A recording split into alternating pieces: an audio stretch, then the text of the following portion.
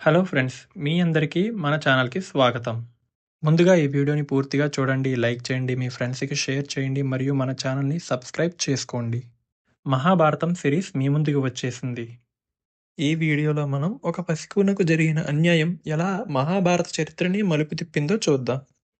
కురుక్షేత్రంలో ఒకరోజు జనమేజయ చక్రవర్తి గొప్ప యజ్ఞం చేస్తున్నాడు. అప్పుడు యజ్ఞశాల ముందు ఒక చిన్న కుక్కపిల్ల తిరుగుతుంది. దాని పేరు సారమేయుడు. దాని తల్లి సరమ. ఆ కుక్కపిల్లని జనమేజయ తమ్ముళ్ళు అకారణంగా కొట్టి తరిమేశారు.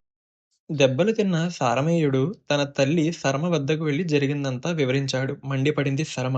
రాజు దగ్గరికి వచ్చి, నోరులేని బలహీనులని బాధిస్తే మబ్బులేని పిడుగు పడుతుంది అంటూ చెప్పింది.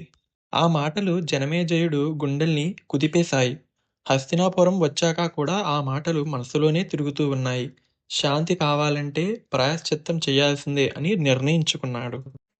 అందుకే మహాతపస్వి సోమశ్రవసుణ్ణి పురోహితుడిగా నియమించాడు. యజ్ఞాలు, హోమాలు, దానాలు, ధర్మమే రాజ్యానికి పచ్చతోరణమయ్యింది. ఇలా ఉండగా ఉద్దంకుడని ఒక గొప్ప ముని ఉండేవాడు. పైలముని శిష్యుడాయన. ఆయన గురుకుల వాసంలో గురువు శుశ్రూష చేస్తూ అష్టసిద్ధులను సంపాదించాడు.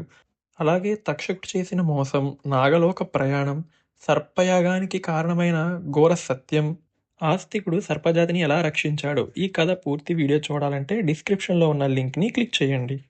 ఇలాంటి మరెన్నో వీడియోల కోసం మన ఛానల్ని సబ్స్క్రైబ్ చేసుకోవడం మర్చిపోవద్దు. జై శ్రీకృష్ణ.